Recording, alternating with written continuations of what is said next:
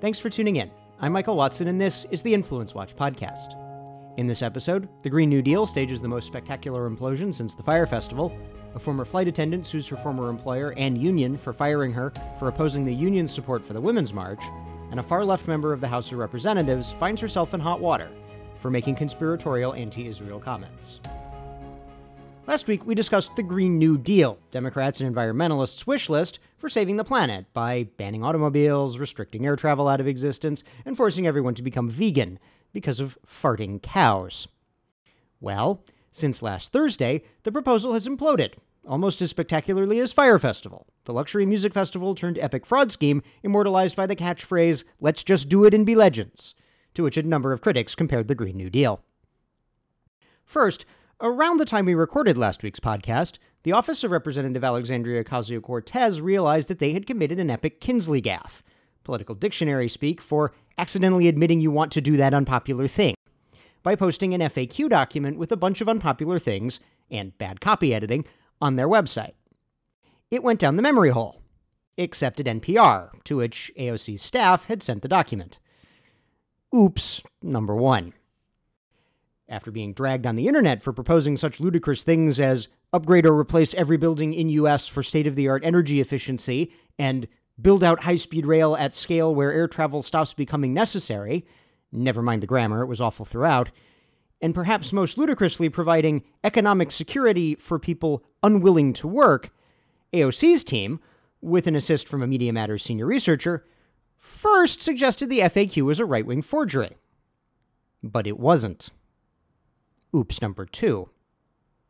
So then Team Green New Deal tried to claim that the FAQ was just an early draft that hadn't been approved and got posted by accident, and they didn't really mean all that Kinsley gaffe stuff.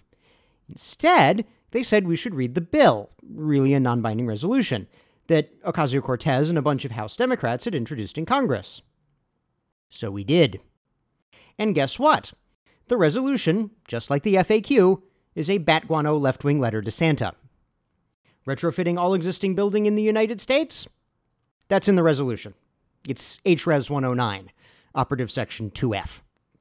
High-speed rail, conveniently proposed just as California's government, no hotbed of right-wingery, gave up on its $77 billion San Francisco to Los Angeles train mega boondoggle? Yep, that's an Operative Section 2H III. Banning animal agriculture without explicitly saying so? Yep, see Operative Section 2G. Getting to zero emissions for power generation without nuclear energy? Yep, see Operative Section 2C. Massive labor union payoffs? Two sections for that, 3I and 3J. Protectionism beyond President Trump's wildest dreams? Yep, Section 3K. Economic security for those unwilling to work?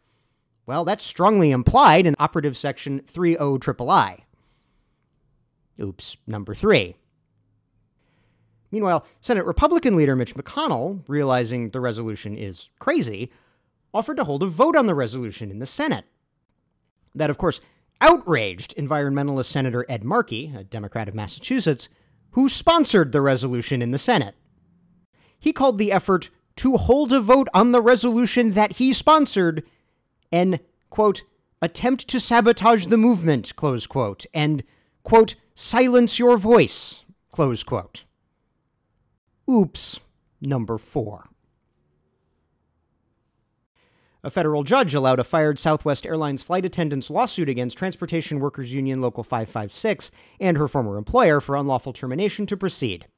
Charlene Carter sued the union and the airline, alleging that she was fired after she sent a private complaint to union leadership when she became aware that the union was using dues revenue to support the 2017 Women's March, which Carter took as support for abortion contrary to her religious beliefs. Southwest Airlines later fired her, claiming she had violated harassment rules by how she complained to union leadership. Carter's case, supported by free legal aid from the National Right to Work Legal Defense Foundation, is currently pending before the U.S. District Court for the Northern District of Texas. Wait a minute. Isn't Texas a right-to-work state? Couldn't Carter have just quit the union and not paid union fees? Meet the Railway Labor Act, the labor law applying only to trains and planes, where there's no right to work and decertifying a union is stupidly confusing. Since Southwest Airlines is covered by the Railway Labor Act, Carter couldn't stop paying fees to the union, even though she lived in right-to-work Texas.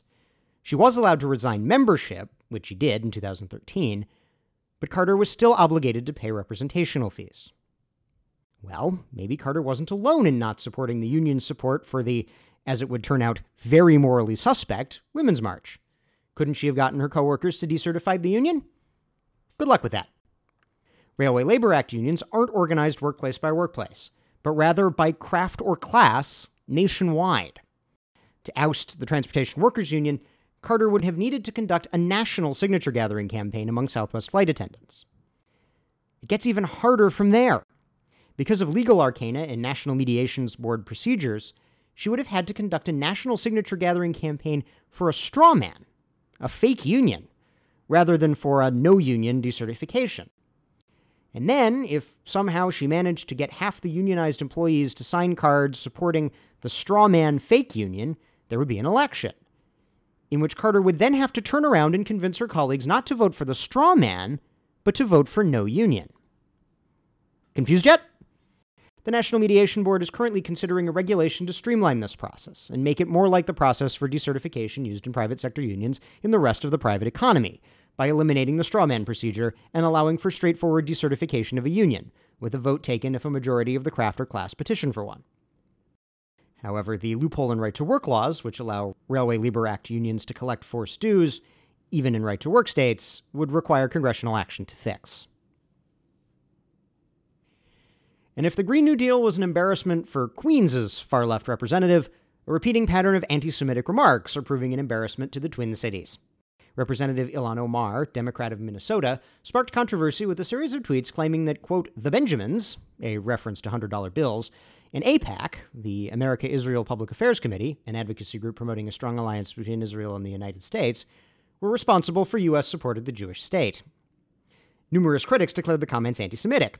By the International Holocaust Remembrance Alliance, an intergovernmental organization of 31 countries, including the United States, which memorializes the victims of the Holocaust, working definition of anti-Semitism, and examples of anti-Semitic conduct identified by the U.S. State Department, Omar's comments might qualify as, quote, making mendacious, dehumanizing, demonizing, or stereotypical allegations about Jews as such, or the power of Jews as a collective, such as, especially but not exclusively, the myth about a world Jewish conspiracy, or of Jews controlling the media, economy, government, or other societal institutions.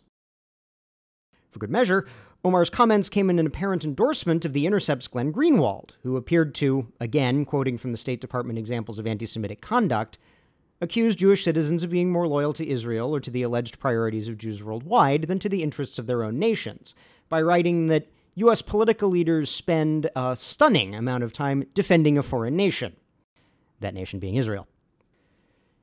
Omar has prior offenses.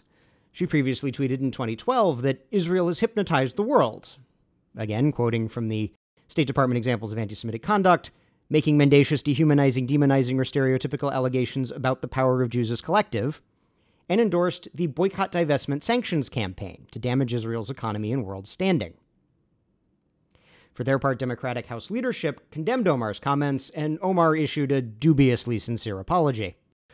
As for AIPAC, the organization itself makes no campaign contributions, with its employees making $27,000 in contributions split between both political parties in the last election. Indeed, all pro-Israel groups, as classified by the Center for Responsive Politics, and therefore including the left-wing Peacenik J Street group, spent less than one-fifth of what farm manufacturers group Pharma alone spent on lobbying. So if it's not for money, where does AIPAC, and the pro-Israel position in general, find political strength? Strength such that just this week, erstwhile Arizona Senate election rivals Kyrsten Sinema, a Democrat, and Republican Martha McSally, now an elected and appointed U.S. Senator respectively, appeared at an AIPAC-sponsored event in Phoenix. It's from mostly non-Jewish voters, who side roughly 60-20 in favor of the Israelis against the Palestinians, according to the Gallup poll. If anything, non-Jews, who are more Republican, are more pro-Israeli government than their Jewish counterparts, who are overwhelmingly Democratic. As tablet journalist Yair Rosenberg, himself a liberal, has written, AIPAC typically loses lobbying campaigns where it stakes out a position against the position of either a large majority of Americans or a strongly held position of the incumbent administration, pitfalls that have sunk any number of lobbying campaigns by any other interest groups. Sinema's presence at the AIPAC event amid the kerfuffle over Omar's comments is, however, illustrative of a growing rift on the left between the progressive wing and its more conventional liberal leadership, one that bears watching by supporters of Israel, left and right. That's our show for this week. If you're listening to this on YouTube, we encourage you to subscribe on iTunes or Stitcher. And if you have subscribed, thank you. And please leave us a 5-star rating.